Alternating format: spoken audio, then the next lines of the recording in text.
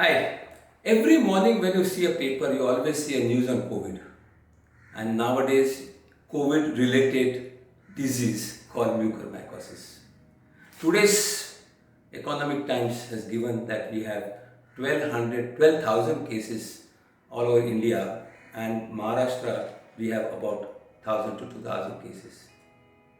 So what is this mucormycosis? It's called black fungus. It's called black fungus because when it attacks any part of the body, that part becomes black. So it's a black fungus. So basically, it is a fungus. And all the time we read in the paper about the treatment, about the causative factors, but nothing is mentioned about preventive factors. So today we are here to talk about prevention of mucormycosis post-COVID. And I have with me Dr. Deepa Bajikar.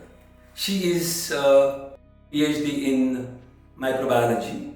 She is a doctorate from UDCD. And she has got her own research center called D Technology. And she is very much experienced because she has dealt with, I think, 20 lakh or something like that, tasting of food, agri, water, etc., etc. So I thought, who is better than her to talk about fungus? To understand the prevention of any disease is to first understand the origin and understand what is that particular fungus and how it gets into the body and causes disease. So Deepa, my first question to you is very basic. What is a fungus? So fungus is a microorganism. It grows like filamentous hyphae. And with reference to mucor, it's like a whitish filamentous growth. It takes about 3 to 5 days for this fungus to grow. It's everywhere in the air, it's ubiquitous. It's there on surfaces of furniture, on fruit, vegetables, decaying soil. It's almost everywhere in the environment. And different environments harbor different fungus. So mucor is one of the funguses which is commonly present in air. When you talk about fungus on food, we see something on the bread, we see something on the fruits or sweets. And some people eat it also, and I don't think they get any problem. By mistake, they eat that fungus with bread or sweet. So that time they don't get anything. So what's the difference between this fungus and the fungus which is now causing mucormycosis? By the way, friends, mucormycosis was very, very rare. And today, I know one maxillofacial oral surgeon and ENT. They did 12 cases in 25 years, and today they are doing 25 cases in a day. That's the difference we have found. And it's basically post-COVID. So what is the cause of this? That's what we can speak first, Deepa, and then we get into how it is affecting the post-COVID patients. So to answer your first question, mucor is, yes, the cottony growth that you get on bread. It loves to grow in humidity, it loves oxygen, it loves sugar, starch, so it will grow very easily on bread, on fruit, vegetables. You can see it on surfaces. In fact, sometimes even in rainy season you see it on the surface of your leather bags or on fabric. So that also is mucor actually, it grows, it's everywhere. Similarly, there are other fungus also like aspergillus, penicillium, they're all present everywhere in the air and they can practically grow on any surface where some humidity is available. So that answers your first question. And the second one is that fungus loves air, oxygen, humidity and sugar. So basically all of these 4 things are great nutrients for the fungus to multiply. All the time medical doctors are saying that post-COVID they are given steroids. Diabetes is one of the causes. Economic Times says, or everybody says, in Times of India says, diabetes, uncontrolled diabetes. But it was not there in the first wave, because in the first wave they had a diabetes patient, they had taken cortisone. In fact, I had taken cortisone, my blood sugar was increased, but I didn't get mucormycosis in the first wave. So there has to be some reason for the second wave, and the reason for the second wave could be basically the mutant virus. That could be the reason. But then they say is uncontrolled diabetes, multiple steroids, multiple antibiotics, and all this factor which has been given has reduced the immunity of the person. So I would like to know from you, Deepa, is what these are the reasons that have been mentioned. So what do you think?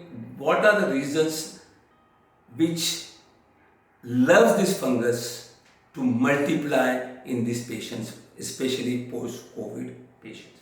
So, raised blood sugar and decreased immunity are the two very common observations in this second wave, which is highly infectious.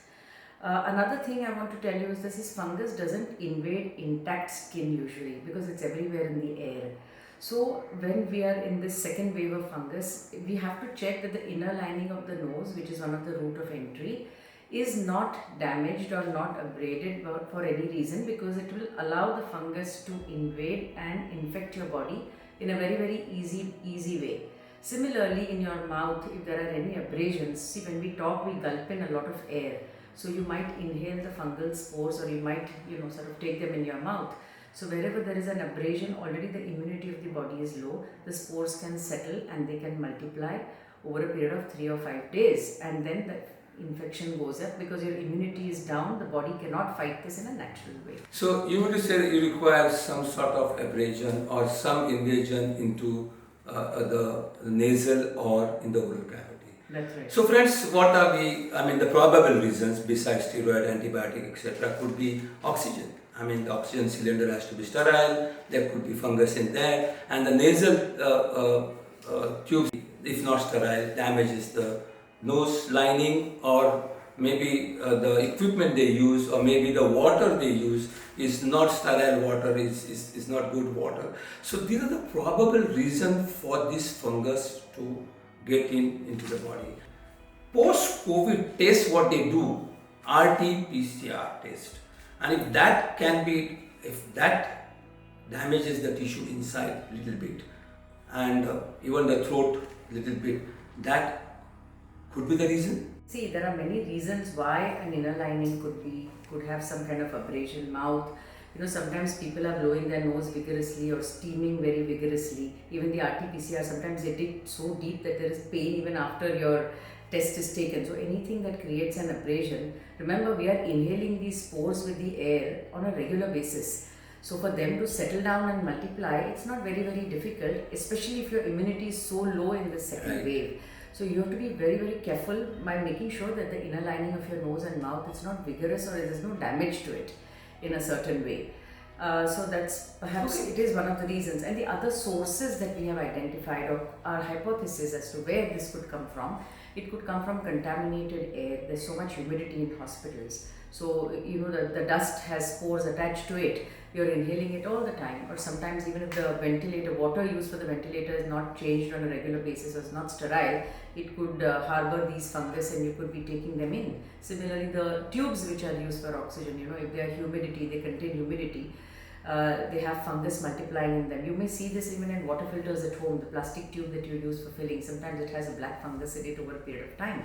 So these are all known sources. So any of these sources could be the possible cause, and in fact dust is a very big cause when you're inhaling it. So after COVID, even if you're cured and you are negative, mask is a must for Absolutely. At least next 100 days. Specifically after getting out of the COVID, that you wear the mask for not getting this fungus.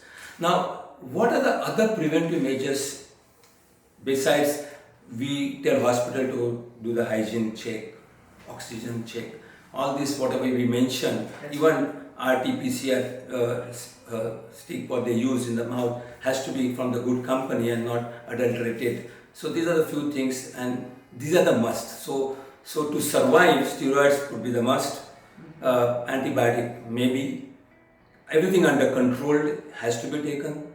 Post-COVID test has to be taken. With all these things what are necessary, still if you want to prevent, so what are the preventive measures, Deepa, you are going to suggest? As I said earlier, please don't oversteam to damage the nasal inner lining. But this fungus can't take temperature. So if you do steaming on a very infrequent basis, it's a great way to actually get rid of the fungus, but don't overdo it. The second thing is you can have great nasal hygiene. For example, you can clean your nose with a saline solution, like a 0.9% salt solution, because salt has an antiseptic effect. It will not allow the fungus to multiply. The third thing is you can even have something like a betadine solution. Another simple solutions are you can also have, after you clean your nose, a lining of coconut oil. See what happens That's with interesting. coconut oil. See, we are trying to have simple preventive measures. So what happens with coconut oil, if the spores have settled on your inner lining, the oil will not allow the oxygen to reach the spore, and this fungus cannot multiply in the absence of oxygen. So if these are very simple tips. Also, when you go home from the hospital, just make sure that you don't use towels and napkins which are used by other members of the family. Sometimes at the wash basin you have a common napkin kept for everyone to use. So this patient for the next 3 months, 4 months, till the immunity levels are back to normal, they should use a very separate set of towels and napkins and any personal wear that can touch your face, nose, etc. So that you're very, very careful and you do not allow the fungus to sort of enter. Also, wearing a mask at all times will prevent dust from being inhaled because that harbors a lot of spores. So I think these are very basic tips that you can take. Deepa, there is some other color fungus which we read in the paper. Can you throw some light on that? So there have been reports of other fungus also, yellow fungus, white fungus. So you have to understand different air in different locations based on the climate will have different fungi which are existing in those areas.